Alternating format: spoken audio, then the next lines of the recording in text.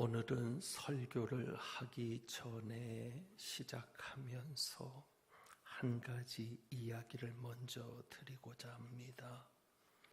제가 처음 이 이야기를 들었을 때의 충격과 안타까움이 다시 생각이 납니다. 어느 목사님께서 예배 중에 성도들 앞에서 눈물을 흘리면서 회개했던 이야기입니다. 그 목사님께서 예배 도중에 성도들 앞에 눈물을 흘리면서 회개하는 일이 있었는데 그 일의 전말은 이랬습니다. 그 교회에 성매매 여성이 등록을 한 겁니다. 성매매 여성이 등록을 했는데 그 여성은 그와 같은 일을 하는 중에 한 남자를 알게 되었습니다. 둘이 깊은 사랑에 빠지게 되었고 자신의 처지를 이해해주는 그 남자와 결혼을 하게 되었습니다. 새롭게 가정을 시작하면서 그곳에서 이사를 하고는 교회를 나오기 시작합니다. 이제부터는 새 출발을 하자라는 마음을 먹고 남편과 함께 신앙생활을 시작했습니다. 은혜를 받았고 여러 교회 모임에 잘 참석했고 남편과 아내가 교회 훌륭한 일꾼으로 성장해 가고 있었습니다. 그런데 어느 날 이 여인에 대한 이야기가 교회에서 소문이 나기 시작합니다. 이 여인이 몸을 파는 여인이었다는 소문이 교회 안에 돌면서 그 여인의 과거에 대한 이야기가 교회 안에 돌면서 교인들의 시선이 달라지기 시작했습니다. 그 부부를 보는 시선이 달라졌고 멀리 했으며 노골적으로 그 여인에 대해서 비난하는 이야기도 듣게 되었습니다. 결국 이 여인은 그것을 견디지 못하고 극단적인 선택을 하고 말았습니다. 목사님께서 그 여인의 장례를 치르고 난 다음에 교인들 앞에서 눈물을 흘리며 회개합니다. 내가 지금까지 목회를 잘못했습니다. 내가 지금까지 목회를 잘못했습니다. 주님께서는 양을 키우라고 하셨는데 저는 늑대만을 키웠습니다. 하면서 눈물을 흘리며 회개하는 것이었습니다. 저는 그 이야기를 들을 때 사실이 아니기를 바랬습니다. 사실이 아닐 거야. 누군가 꾸며낸 이야기일 거야. 그런데 살아보면 어느 때는 우리 현실이 드라마보다 더 극적일 때가 많습니다. 드라마보다 더 드라마 같은 현실이 벌어질 때가 많습니다. 오늘 말씀의 제목이 살리는 일꾼입니다. 살리는 일꾼. 정말 보고 싶습니다. 교회 안에서 살리는 일꾼을 정말 보고 싶습니다. 죽이는 일꾼이 아니라 죽음으로 몰고 가는 일꾼이 아니라 살리는 일꾼을 정말 보고 싶습니다. 그리고 진짜 살리는 교회가 되고 싶습니다. 우리 교회는 죽이는 교회가 아니라 살리는 교회가 되고 싶습니다. 우리나라 경제 위기가 심각합니다. 여러분이 피부적으로 느낄 겁니다. 점점 더 힘들어집니다. 이럴 때에 경제를 살릴 수 있는 지도자를 보고 싶습니다. 경제를 살려내는 국민들을 살맛나게 하는 국회의원들을 보고 싶습니다. 한국교회가 참 위기라고 하는데 이번에 아주 참담한 일이 하나 있었습니다. 강남의 어느 교회가 계속되는 싸움 가운데 법원에서 판결을 하나 내렸습니다. 어떤 판결을 내렸는가 하면 대리 당회장을 법원이 파송을 한 겁니다. 원래 교회법에 따르면 대리 당회장은 노회가 파송을 해야 합니다. 그리고 목사가 대리 당회장이 있는데 대리 당회장으로 목사를 파송해야 합니다. 그런데 법원이 교회 당회장을 파송하는데 변호사를 파송을 한 겁니다. 그리고 그 변호사는 교회도 다니지 않는 믿음도 없는 변호사를 대리 당회장으로 파송을 해서 임시 당회를 소집하게 하고 재판부에 끊임없이 재판을 걸었던 고소를 했던 사람들의 입맛에 맞도록 교회가 끌려가는 상황이 되었습니다.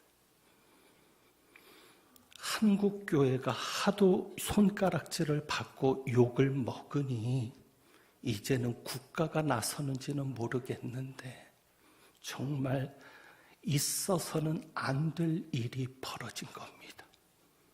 믿지 않는 변호사가, 목사도 아닌 변호사가 대리 당회장 자리에 앉아 있다. 이것이 오늘 한국 교회의 현실입니다. 과연 한국 교회를 살리는 일꾼이 나올겠습니까? 오늘 우리 교회는 선거를 합니다. 국가도 선거를 잘 해야 합니다. 마찬가지로 교회도 선거를 잘 해야 합니다. 일꾼을 잘 세워야 합니다. 어떤 일꾼이요? 교회를 죽이는 일꾼이 아니라 교회를 살리는 일꾼이요. 이름만 대면 알만한 유명한 강남의 교회가 있습니다. 계속되는 재판에 힘들어 하는데 그래도 수만 명의 교인이 흔들리지 않고 이어져 갑니다. 그런데 계속되는 재판으로 그 교회를 힘들게 하는 사람들의 숫자는 고작 9명입니다. 9명이 재판을 해서 수만 명의 교회를 언론에 힘들게 만드는 겁니다. 예수님께서 12제자를 거느리셨는데 12제자 중에 11명이 예수님을 지지합니다. 그러나 한 사람, 예수님을 반대하는 가룟 유다 한 사람에 의해서 예수님은 십자가에 넘겨집니다. 한 사람의 일꾼이 얼마나 중요한지 모릅니다. 한 사람이라도 교회를 살리는 일꾼을 세울 때 정말 교회가 소망이 있고 살아날 줄 압니다. 오늘 말씀의 제목처럼 하나님께서 우리를 통해서 교회를 살리는 일꾼을 세우기를 사모합니다. 그렇다면 교회를 살리는 일꾼은 어떤 일꾼인가? 사실 교회를 살리는 일꾼의 자격 조건은 없습니다. 정확하게 말하면 우리 모두가 다 교회를 살릴 수 있는 일꾼입니다. 왜냐하면 고린도 후서 2장 15절을 한번 볼까요? 고린도 후서 2장 15절 한 장만 넘기시면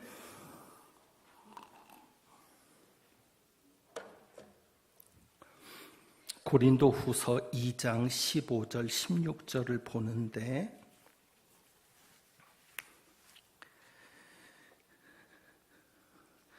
우리는 구원받는 자들에게나 망하는 자들에게나 하나님 앞에서 그리스도의 향기니, 그리고 그리스도의 향기는 16절입니다. 이 사람에게는 사망으로부터 사망에 이르는 냄새요, 저 사람에게는 생명으로부터 생명에 이르는 냄새라. 누가 이 일을 감당하리요. 아멘. 그리스도의 향기는 어떤 냄새를 풍겨요?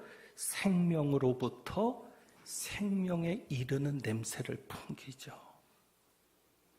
자, 그런데 여기 그리스도의 향기니 그랬을 때 15절에 누가 그리스도의 향기입니까? 예수 잘 믿는 사람만 그리스도의 향기입니까? 아닙니다.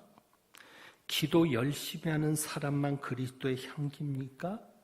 아닙니다. 성경을 많이 읽는 사람만 그리스도의 향기입니까? 아닙니다. 15절에 보면 우리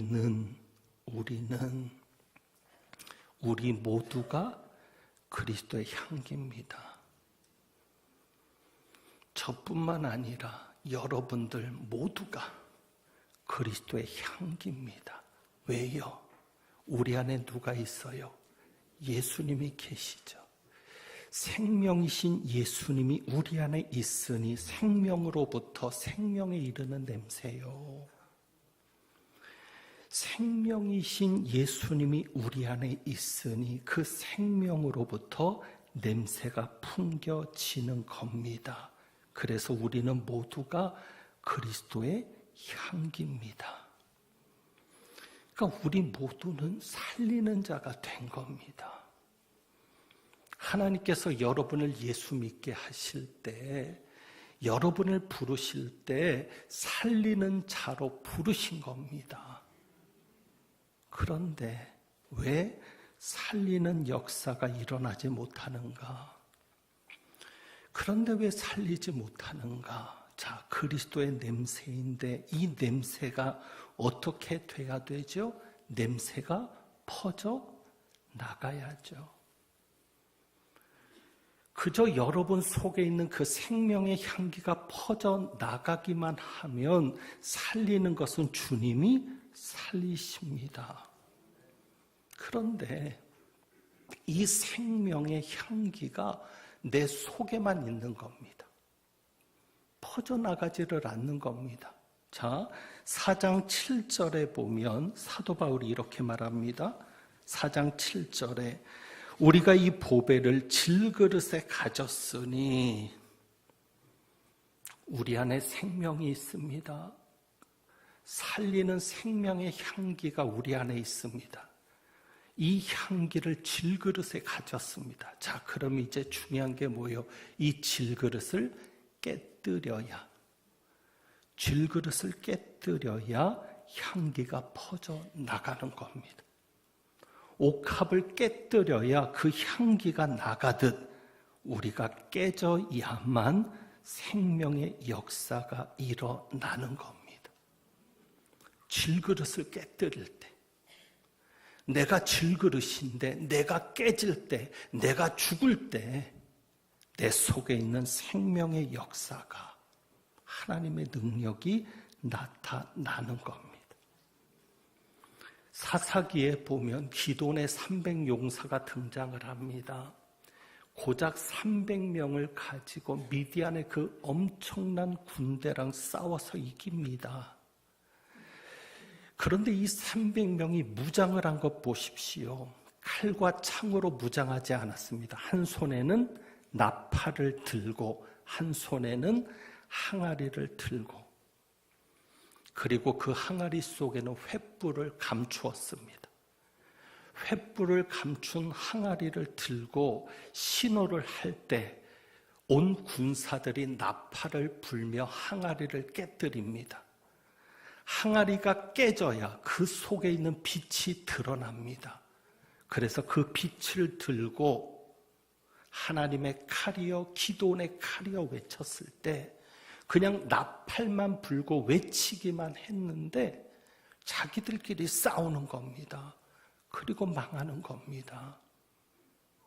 여러분, 항아리가 깨져서 횃불이 드러날 때, 항아리가 부서져서 빛이 드러날 때 그 속에 하나님의 역사가 나타납니다.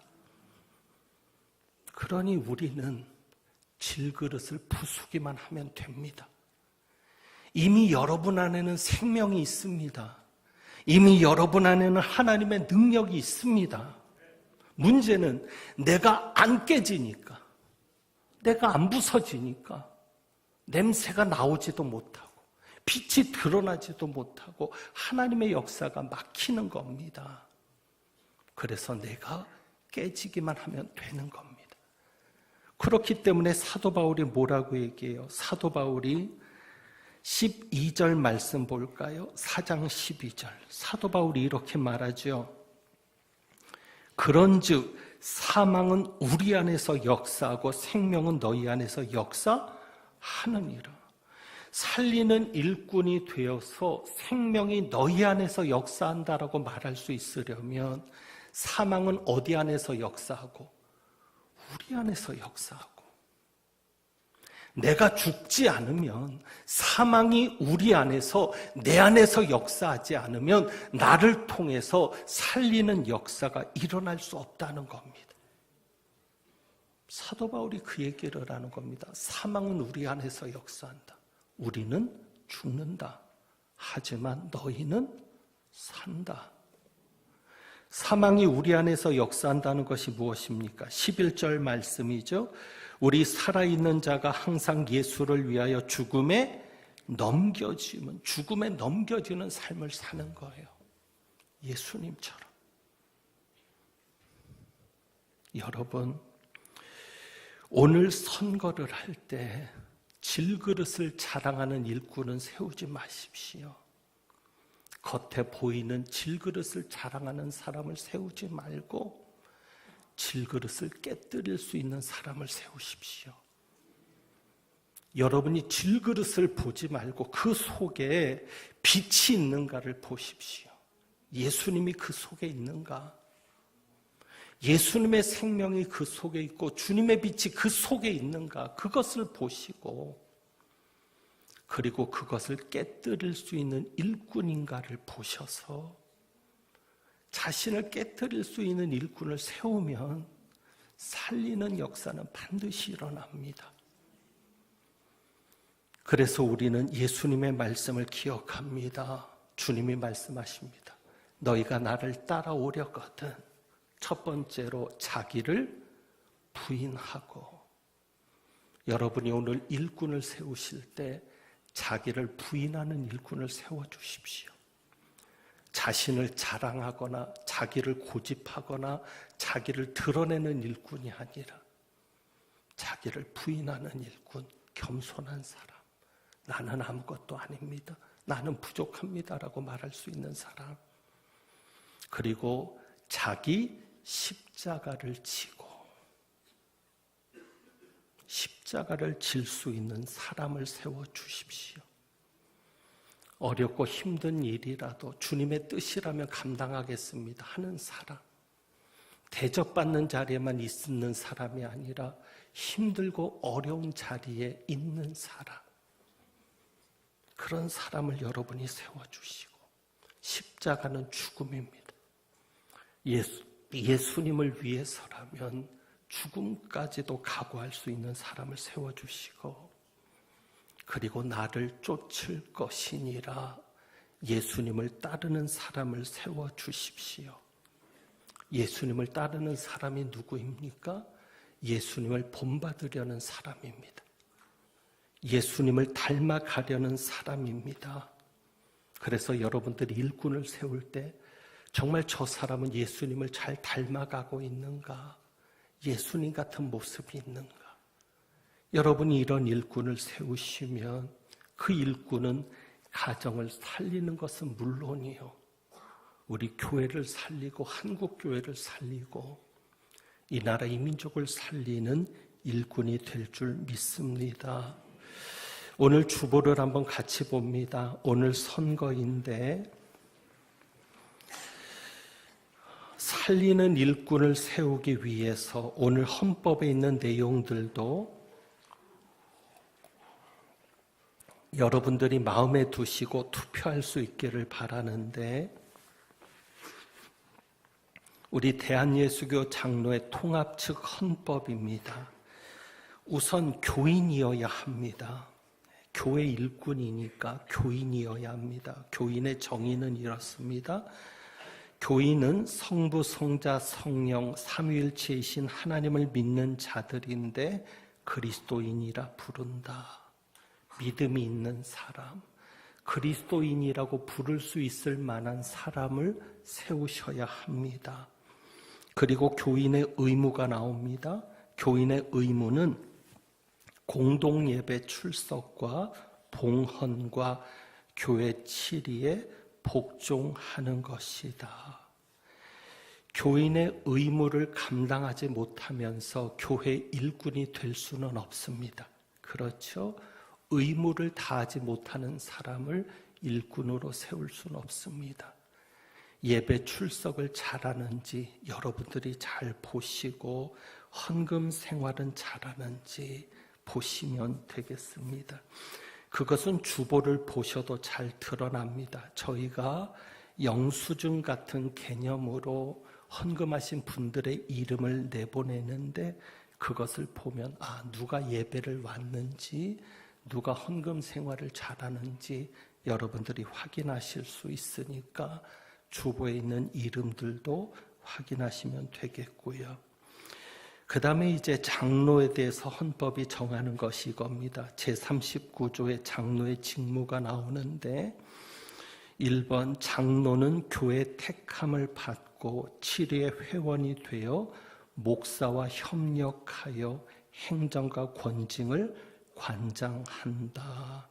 목사와 협력할 수 있는 일꾼을 세워주시고 2번 장로는 교회의 신령상 관계를 살핀다.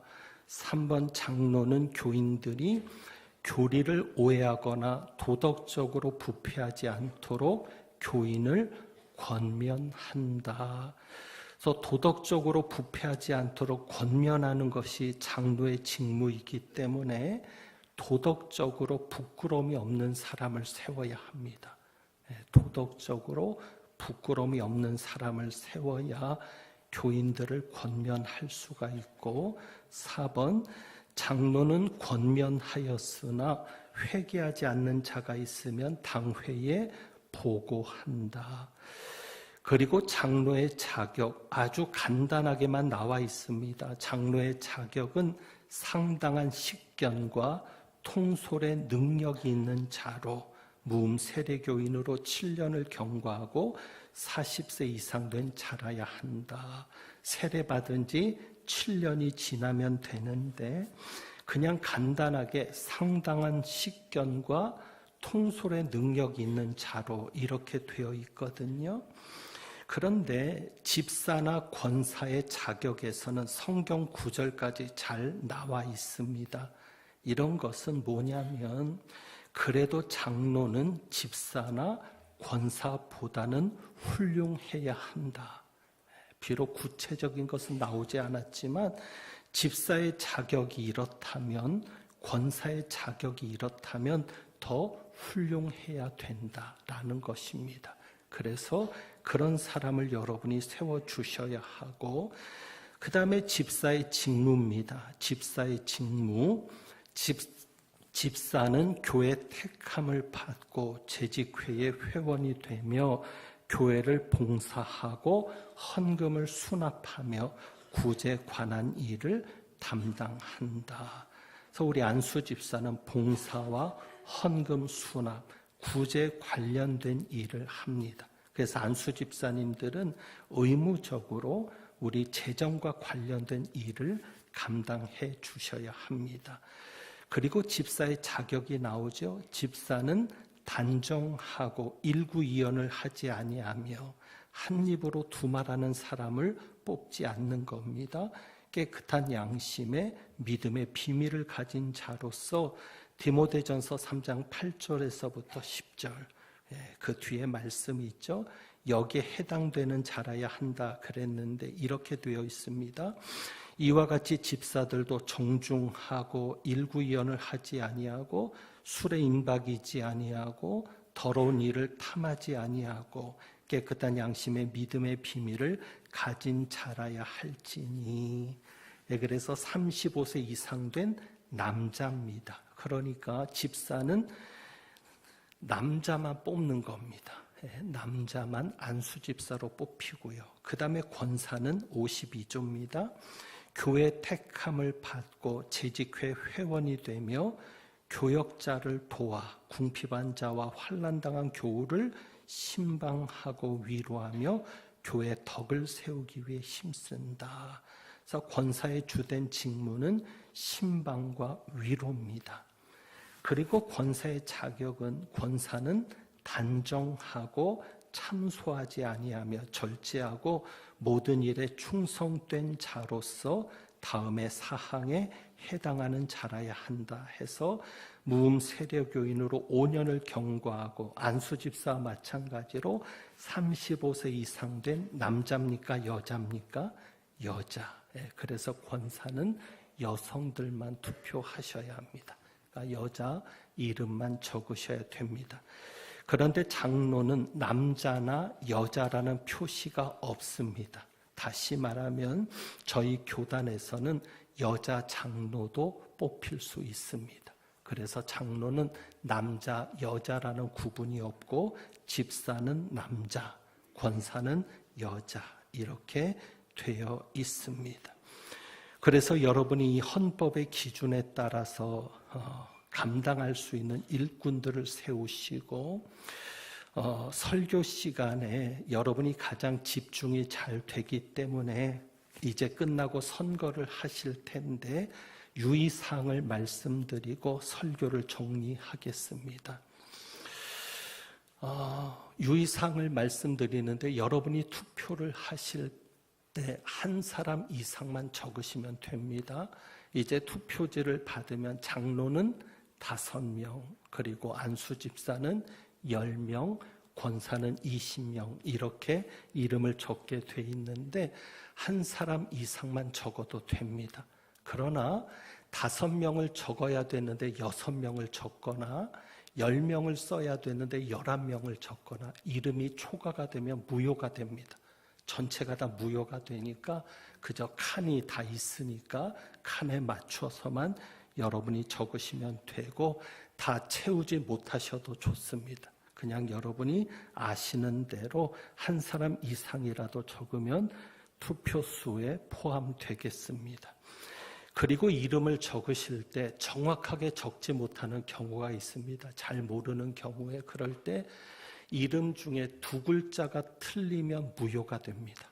이름을 적으실 때 2글자가 틀리면 무효가 되고 한 글자가 틀렸을 경우가 있습니다. 그런데 누구라는 것이 분명하게 식별이 될 때, 누구라는 것이 분명히 식별이 될 때 한 글자가 잘못되어 있을 때는 당회가 개표를 하면서 그 자리에서 보고 심사해서 결정을 하게 됩니다. 가급적이면 이름을 틀리지 않고 적을 수 있기를 바라고요.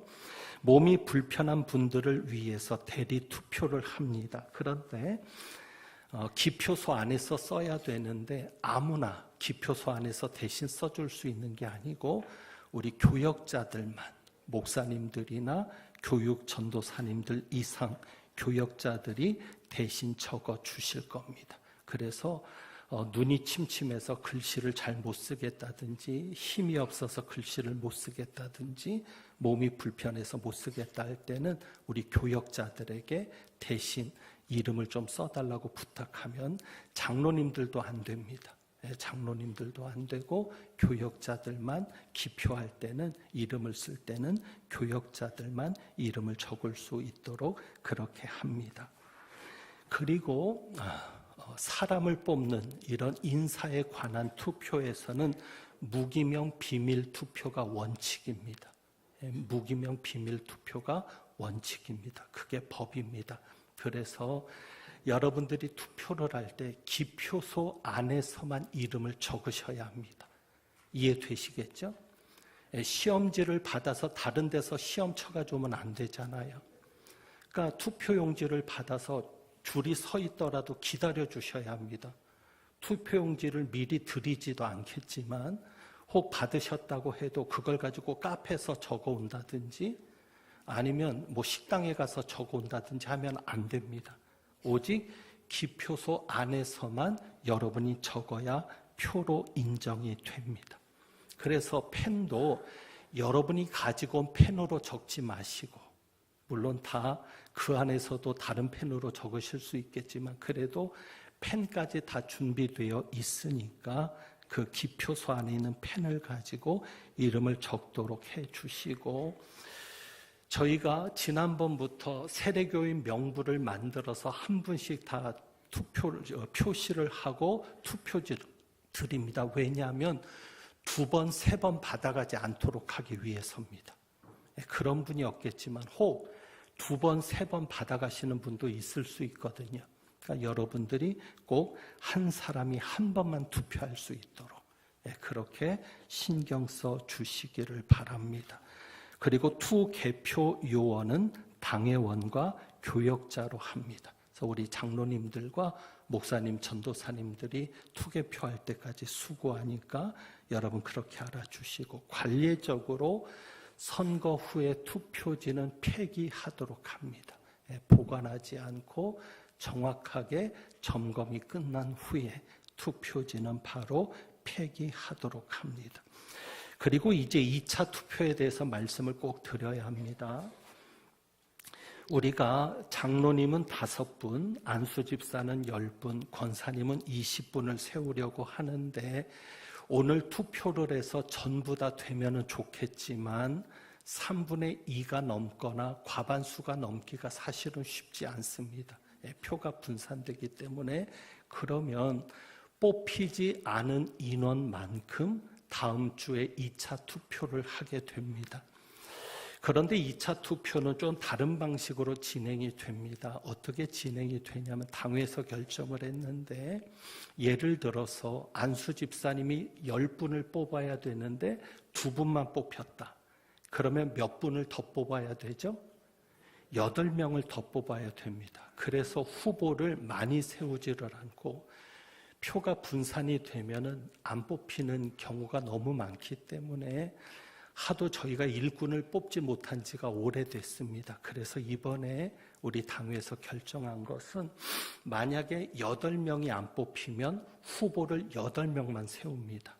그래서 최고 표를 많이 받은 사람부터 해서 8명을 후보로 해서 2차 투표에서는 찬성과 반대만 여러분이 표시하면 됩니다. 내가 이 사람을 찬성하느냐 반대하느냐 그렇게 표시를 하면 굉장히 표가 집결이 됩니다. 흩어지지 않고. 그래서 1차 때 여러분의 뜻, 1차 때 표가 반영이 되잖아요. 그 표심이 2차에 그대로 드러날 수 있게끔 그렇게 해서 이번에는 투표가 진행이 되고, 부정선거가 이루어지지 않도록 꼭 좀 부탁을 드립니다. 그래서 이름이 적힌 메모지가 돌아다닌다거나 혹은 기표가 돼 있는, 표시가 돼 있는 요람이 돌아다니는 일 없도록, 또 그런 것을 보면은 그 자리에서 우리 장로님들이나 목사님들에게 꼭 말씀해 주시도록 그렇게 부탁을 드리고, 오늘 중요한 날입니다.